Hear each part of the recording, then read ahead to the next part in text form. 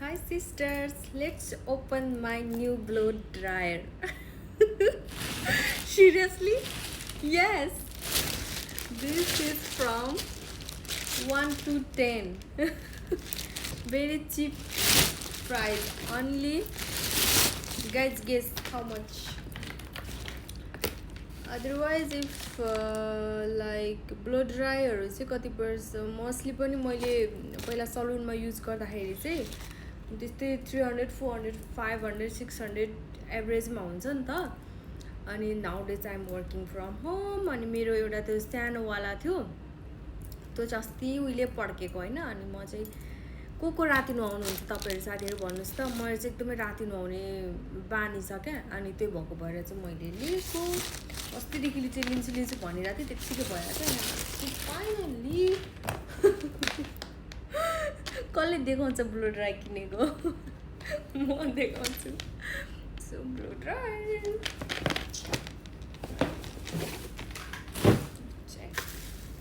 ठुलो पो छ त सेम सलुनमा युज गर्ने जस्तो छ के Look at this. यहाँ छ तातो चिसो ओपन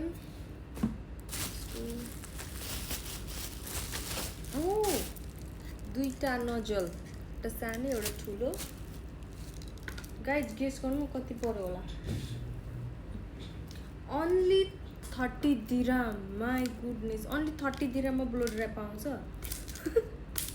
त्यहाँनिर डे टु डे यहाँदेखि अलिकति टाढो छ अनि 1 to 10 भन्छ क्या अनि त्यहाँनिर चाहिँ मैले अस्ति नै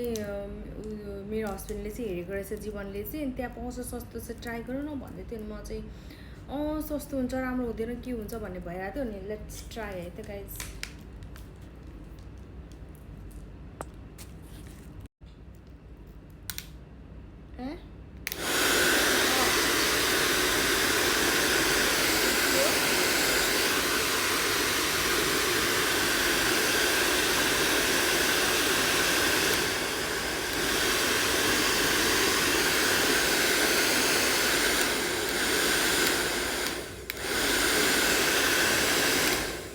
खतरनाक चल्दो रहेछ साथीहरू ट्राई गर्नु चिसो लागिसक्यो मलाई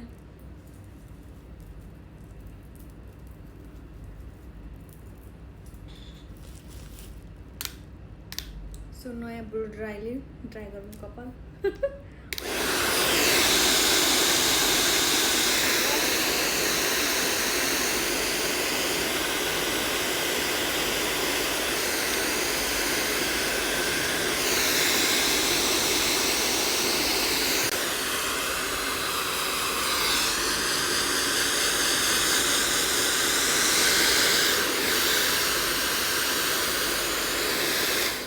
चिसो आउँछ अचानक किन चिसो आउँछ भनेको त यहाँ थिच्दो रहेछु कि यहाँ चाहिँ भएको मनै पर्दैन मलाई अलरेडी यहीँबाट तातो चिसो यता बनायो भने तातो उता बनायो भने चिसो हो नि त अनि यहाँ भयो भने चाहिँ थिचिहाल्छ कि अनि डोन्ट लाइक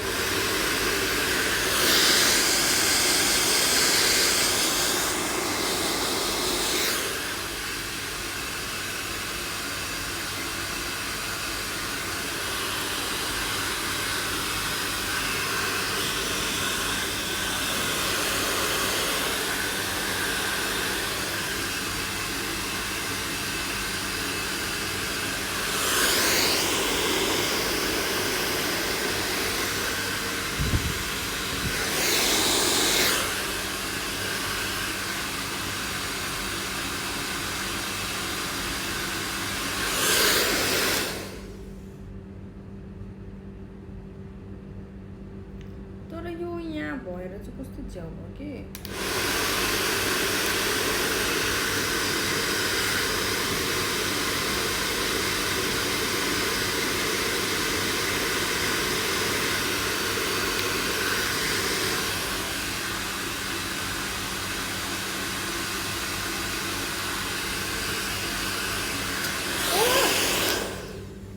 लिटरली इरिटेट गर्दा गर्दा यहाँ थिचिहाल्छ कि अब कहाँ समाउने त नि यहाँ समायो भने अप्ठ्यारो हुन्छ यहाँ समाउने त कुरै भएन होइन अनि यस्तो गर्दाखेरि थिचिहाल्छ कि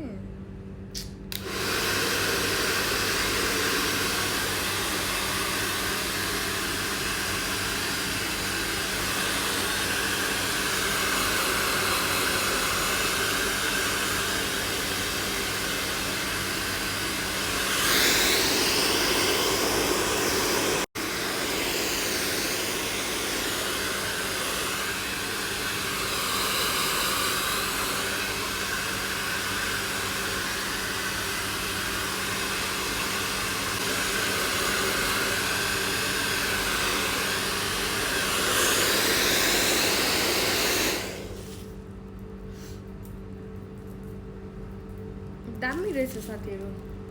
30 दिरामले पनि काम गर्छ त नि तर यहाँनिर यो चाहिँ भएर मन परेन अलिक थिचेको गऱ्यो अनि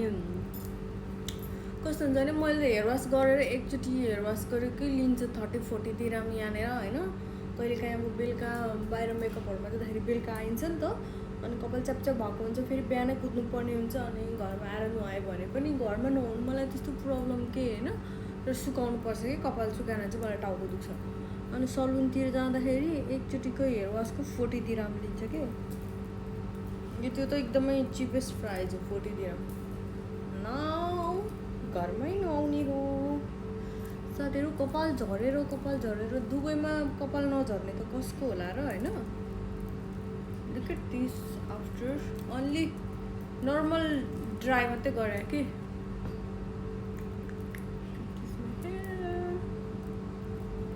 मैले ओइल मसाज चाहिँ गरेको थिएँ मजाले त्यही भएर मेरो कपाल यस्तो साइनी भएको छ without blow drying just air drying अनि look at this guys amazing one thing मेरो कपाल कति मेरो कहिले पनि यस्तो अगाडि बेबी हेयरहरू नआउने कि हुन्छ नि हेर्नु है look at this my lots of baby hair see मेरो कपाल पातलो हो पहिल्यैदेखि पातलो हो अब दुवैमा त सबैको झर्छ होइन बट सी यहाँ हेर्नु न अरू भन्दा नि यो हेरेर अचम्म लागेको कि यो यस्तो कहिले पनि आउँदैन थियो कि मेरोमा हेर्नु त कति धेरै हेर्नु यस्तो माथि गर्छ होइन नयाँ आएको कपालहरू यस्तो बेबी हेयरहरू कति आएको छ कि यो सब बेबी हेयरहरू हो यतापट्टि पनि हेर्नु न कपाल चाहिँ उत्तिकै झरिरहेको छैन तर अहिले चाहिँ अलिक कम भएको छ कस्तो मजाले आएको छ कि यो चाहिँ के भएर आएको भन्दाखेरि चाहिँ न त मेरो कपाल सकिसक्नु पर्ने हो यति बेला झरे अनुसारको नुहाउनु भनेको त मैले अहिले चाहिँ एउटा ओइल युज गरिरहेको छु होममेड त्यो चाहिँ अर्ग्यानिक ओइल हो अनि त्यसले चाहिँ कस्तो कपाल पनि सफ्ट अनि झर्न पनि हल्का कम गराउँछ अनि कपाल चाहिँ एकदमै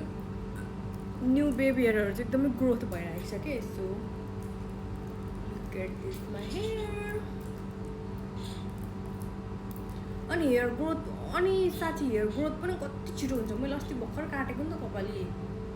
हेर्नु न कति छिटो अस्ति यति थियो मैले यति काटेको हौ मलाई काटै गर्छु महिनै पछि यति काट्छु कि न त कति लामो हुन्थ्यो बढ्न चाहिँ कस्तो बढ्छ क्या त्यो ओइलले फेरि सो तपाईँहरूलाई कुन ओइल हो भन्ने जान्न मन लाग्यो लिन मन लाग्यो भने चाहिँ मलाई कन्ट्याक्ट गर्नु होला त्यो चाहिँ मेरो एकदमै टप सिक्रेट ओइल हो क्या after lots of research and lots of waste of money पछि चाहिँ बल्ल थाहा पाएको मैले so I'm so happy love you all